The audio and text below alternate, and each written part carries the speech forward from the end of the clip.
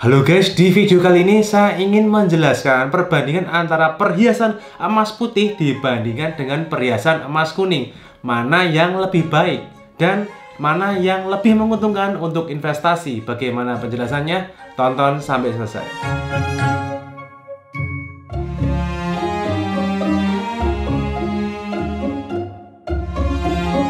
Tolong bantu saya dengan tekan tombol like dan berikan komen untuk tanda dukungan kamu untuk channel ini agar terus berkembang, sehingga semakin banyak teman-teman yang terbantu dengan channel ini. Terima kasih banyak ya. Bagi kamu yang belum subscribe dan bunyikan loncengnya, langsung subscribe dan bunyikan loncengnya sekarang, karena saya tuh tidak selalu upload tuh video kayak gini. Saya terkadang itu buat harus update. Caranya klik di komunitas atau community itu di tabnya, klik aja, dimana saya akan update menurut grafik analisis pergerakan harga emasnya ini, range-nya di berapa akan kemana. Saya itu memberi info itu di sales update ya. Jadi bagi kamu yang belum subscribe dan bunyikan loncengnya, langsung subscribe dan bunyikan loncengnya. Jadi khusus di video ini saya bahasnya emas kuning dan emas putih.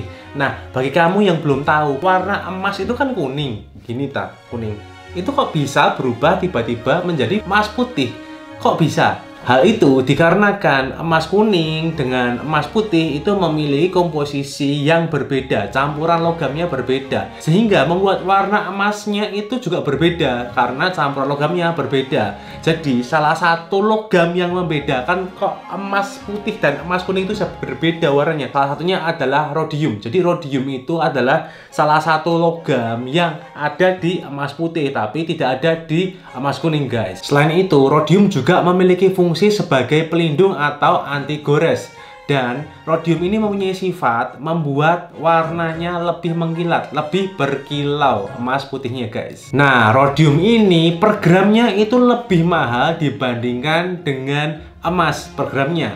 Jadi kamu tidak usah kaget, tidak usah heran kalau emas putih dibandingkan dengan emas kuning perhiasan ya, itu akan lebih mahal perhiasan emas putih. Karena apa? Karena salah satu bahannya itu, logamnya ini yang namanya rhodium tadi, itu per gramnya lebih mahal dari emas, guys. Dan perhiasan emas putih ini juga sama seperti emas kuning perhiasannya, karena juga memiliki kadar-kadarnya. Ada yang 10 karat, ada yang 17 karat.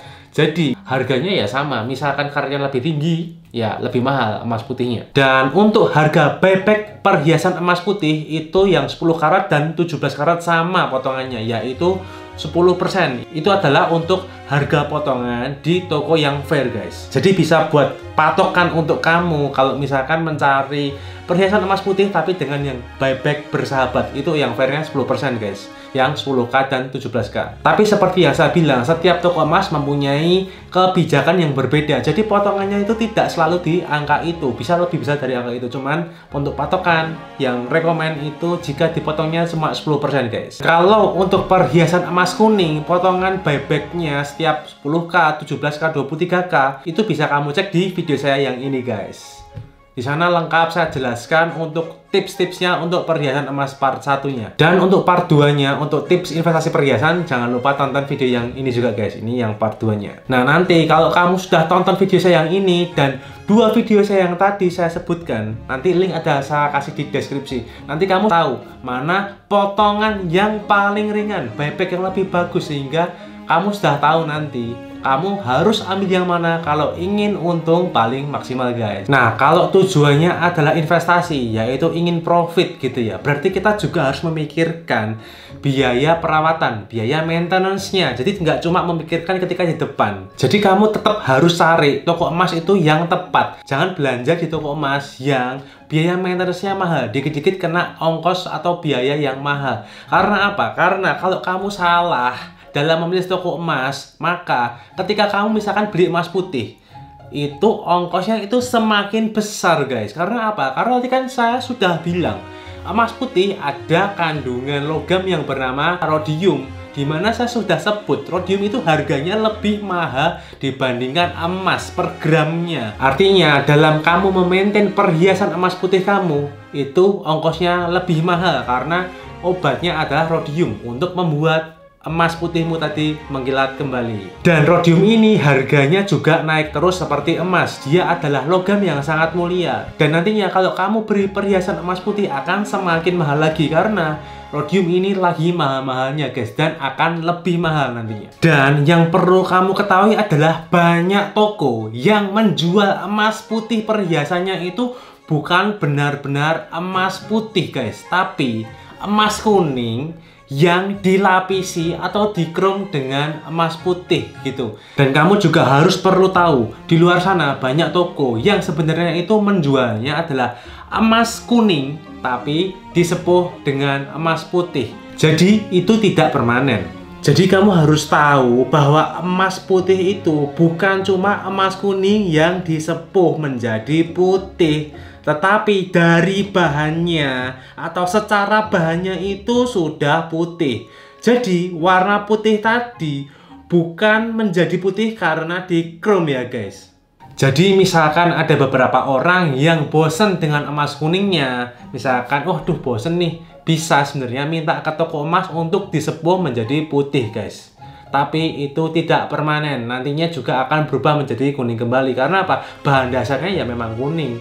Berbeda dengan perhiasan putih yang benar-benar putih pada dasarnya. Emang warnanya putih bukan karena disepuh putihnya. Dan beberapa toko malah tidak punya perhiasan emas putih stoknya. Jadi dia ketika ada orderan, ada konsumen mau beli perhiasan emas putih, dia malah krom emas kuningnya menjadi emas putih. Itu bisa terjadi guys. Jadi kamu harus berhati-hati kalau dalam membeli perhiasan emas putih. Carilah di toko emas yang terpercaya sehingga kamu mendapatkan benar-benar perhiasan itu emas putih, dalamnya atau bahan dasarnya yang memang benar-benar putih, tidak cuma luarnya atau sepuhan aja ya guys. Dan kalau untuk diamond atau berlian, biasanya kamu temuinya adalah ini warnanya emas putih. Kalungnya nih, kalau intinya diamond gini. Karena kalau misalkan diamondnya itu sudah F color, terus ini bukan emas putih, sayang diamondnya kelihatan kuning nanti. Gitu guys, makanya ini kalau kamu temuinya, kalau diamond atau berlian itu emas putih perhiasannya. Dan ini juga sama untuk cincinnya yang diamond, ini juga emasnya putih guys. Ini anting-antingnya diamond juga sama, dia emas putih juga ya, gitu kayak gini. Nah kalau untuk fashion sendiri, perhiasan emas kuning dengan emas putih bedanya gimana? Kalau perhiasan emas putih biasanya yang suka itu adalah generasi milenial, karena kalau yang emas kuning dia bentuknya itu lebih klasik guys. Dan anak-anak muda atau generasi milenial ini biasanya lebih memilih perhiasan rose gold malah dibanding yang perhiasan kuning. Jadi mereka lebih memilih rose gold dan perhiasan emas putih karena lebih ngetren gitu ya. Emas kuning ini biasanya lebih ke model-model yang zaman dulu atau klasik, atau lebih ke model-model yang mendekati 24 karat seperti kadar 23 karat. Mengapa? Karena mereka ingin nampak seperti emas murni guys. Lalu ada pertanyaan, bro, apakah platina atau platinum itu sama dengan emas putih? Jawabannya, emas putih itu berbeda dengan platina atau platinum guys. Ya, itu memang logam yang berbeda, cuman sekilas warnanya sama guys. Dan ada lagi yang bertanya, bro, berarti kalau beri emas putih itu sebenarnya bisa berubah warna nggak sih jadi kuning?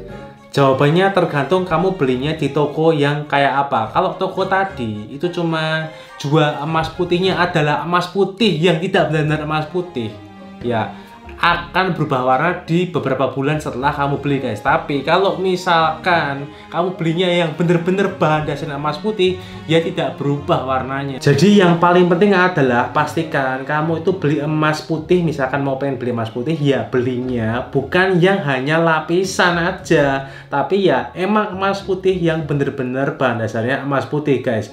Dan kamu harus beli di toko yang ada garansi buybacknya itu yang pasti dan transparan. Dan pastikan kalau di toko itu ada maintenance-nya, karena gak ada barang yang dipakai itu mulus terus guys. Dan carilah toko yang maintenance-nya atau biayanya itu terjangkau, atau bahkan mungkin masih ada garansi beberapa saat setelah kamu membeli. Dan jangan beli di toko yang hanya ada janji manis di depan aja guys. Dan untuk tips membeli perhiasan emas putih ini, pastikan tidak beli di bawah 10 karat guys, karena saya sudah pernah coba beli perhiasan emas putih dan saya bandingkan antara yang 10K dan di bawah 10K. Yang di bawah 10K ini berubah warna, teroksidasi. Kalau kamu perhatikan, nggak perlu berhari-hari dibawa pulang. Ketika kamu lihat di etalasenya aja, itu sudah ada beberapa yang berubah warna, teroksidasi. Kalau yang di bawah 10 karat untuk perhiasan emas putih, guys. Lalu ada juga yang bertanya, bro, berarti lebih awet mana? Perhiasan emas putih atau perhiasan emas kuning? Jawabannya, ya, itu tergantung pabriknya, tergantung produsennya buatnya gimana. Tidak bisa dijudge, tidak bisa dihakimi sendiri. Oh, kalau emas kuning itu bisa lebih awet karena dia ya memang emas kuning tuh gini gitu. Itu nggak ada, guys. Intinya tergantung dari pembuatnya, produsennya. Dan bisa saja di beberapa toko itu memberikan potongan yang lebih rendah dari itu yang saya sebutkan tadi. Tapi hati-hati, karena ketika kita sudah ngomong tentang perhiasan, kita tidak bisa lupa selain potongan yang ringan, ya harus mempunyai kualitas yang bagus.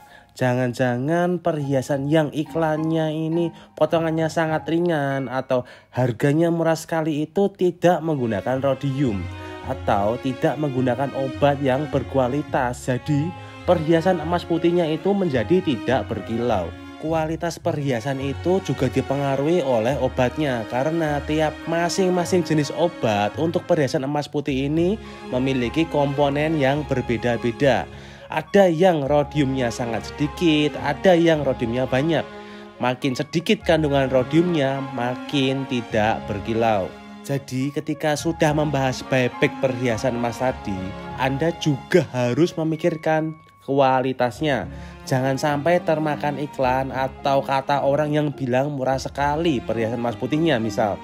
Atau jangan tergoda oleh buyback yang ringan sekali tapi kualitasnya jelek gitu ya.